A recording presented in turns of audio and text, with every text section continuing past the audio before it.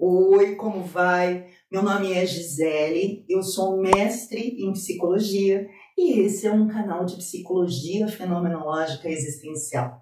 Seja muito bem-vindo.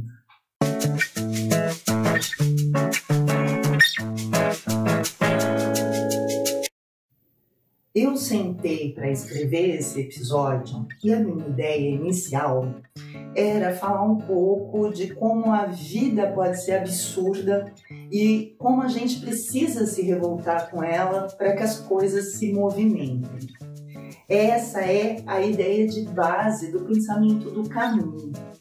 Camus, se você não conhece, foi um grande pensador lá do início do século passado, um dramaturgo, um escritor que foi Nobel de Literatura até em 57 e que é colocado no saco junto com os existencialistas, apesar dele odiar esse título por conta de uma briga política dele com o Sartre.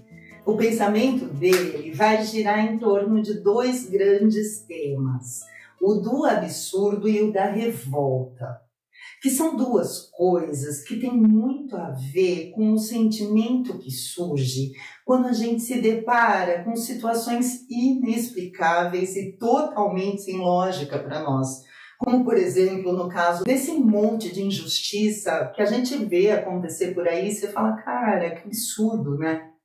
E o Camus diz, a vida é um absurdo. E, de fato, coisas absurdas acontecem o tempo todo. Tem coisa mais absurda do que a guerra, por exemplo, do que criança passar fome, ou do que a morte mesmo, né? Qual é a lógica, qual é a razão disso? Não tem, né? Nenhuma. Coisas completamente absurdas e inesperadas podem acontecer na vida de qualquer um de nós.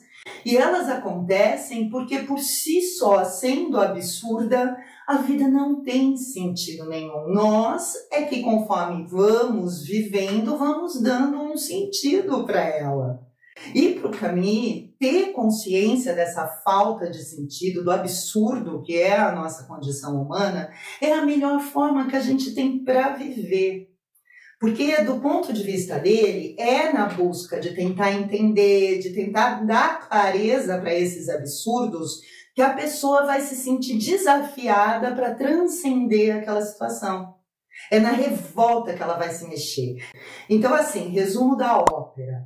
A gente precisa se revoltar, a gente precisa se indignar para se movimentar. E se você parar para pensar, no fundo, a nossa existência é o resultado da forma como cada um de nós vai lidar com as nossas angústias, com os absurdos e com as nossas revoltas, não é?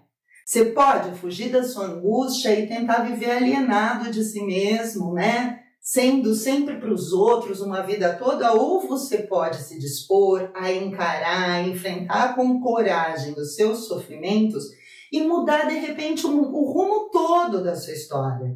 Você é livre para se decidir. Mas nem todo mundo está disposto a enfrentar, não é verdade? Tem muita gente que tem dificuldade para olhar para o que precisa ser olhado e para tomar as decisões que ele gostaria que fossem tomadas, né? Tem também quem acha que não é forte o suficiente para olhar para suas profundezas, ou que tem medo mesmo de sentir esse sentimento do absurdo, essa angústia, né? E com isso a pessoa acaba dando um grande tiro no pé dela, porque cada vez mais ela vai se distanciando da possibilidade de ser autêntico mesmo, né? De viver a vida que ele gostaria de viver. Quando isso acontece porque a pessoa está completamente fechada assim, para ela mesma, né? Para o Dasein dela. Então eu vou mudar um pouco o curso dessa conversa e eu acho que antes da gente falar sobre o Camus, a gente precisa conversar um pouco sobre o resgate do Dasein. Existe um modo de ser em nós que afasta a gente de nós mesmos e que faz com que muitos de nós reajamos assim, né? Com esse medo de olhar para nós mesmos, de entrar em contato com as coisas que verdadeiramente são angustiantes para nós. Esse modo de ser é o que o Heidegger chama de o modo de decadência do Dasein. Eu já falei muito sobre o Dasein aqui no canal. Creio que em todos os 107 episódios eu falo sobre ele de alguma forma, né? Porque o Dasein é a base de toda a psicologia fenomenológica existencial.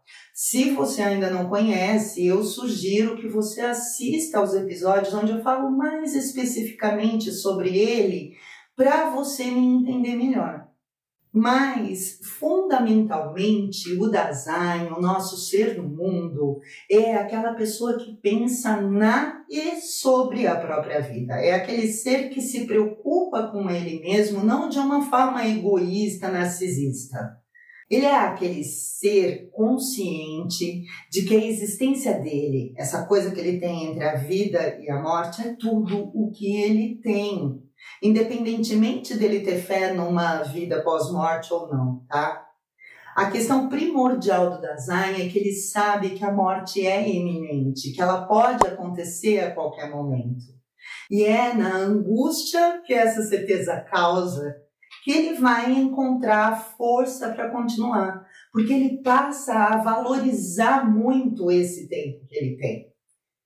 Ele admite se angustiar porque ele sabe que dali, do mais profundo ser dele, ele vai poder se desintegrar, porque ali é que ele vai se reintegrar.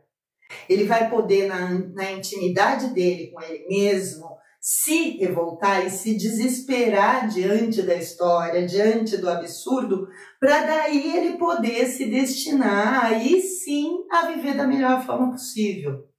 O problema é que nem sempre nós estamos nesse modo Dasein de ser consciente da nossa morte, da importância da nossa vida. Às vezes, e na maioria das vezes, a gente vive num modo ente, né? E viver sempre nesse modo não é legal. Um ente é aquele que, ao contrário do Dasein, escolhe se ocupar para não se preocupar.